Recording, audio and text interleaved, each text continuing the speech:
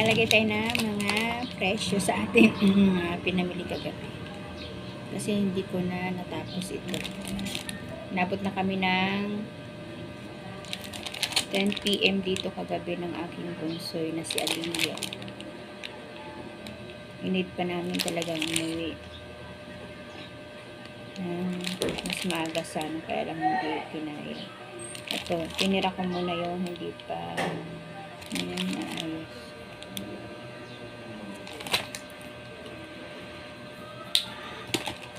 Tapos nasira pa yung aking pinagawang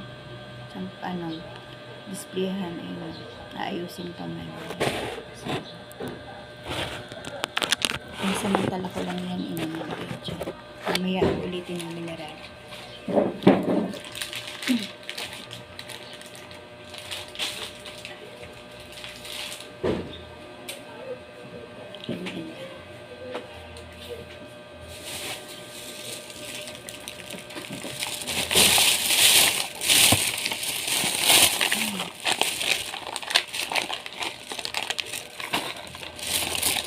Hanggang po, kaya ako kasi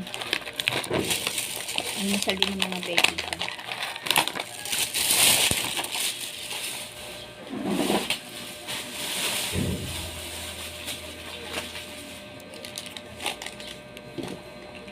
Ayan, nasa nag-resibo.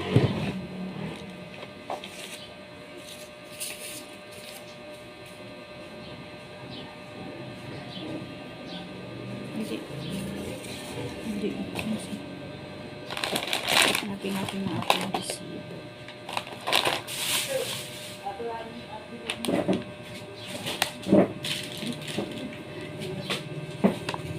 Need natin yung ating resibo kasi pagka tayo ay naglalagay ng presyo, tignan natin dito kasi hindi maiwasan na may mga tumataas na, diba? Tapos lagyan lang talaga yung dati nating presyo.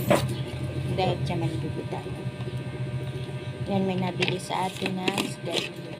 Ito talaga yung mabili sa akin dito. Ha? Dalawa? Dalawa. Tumusok na ako?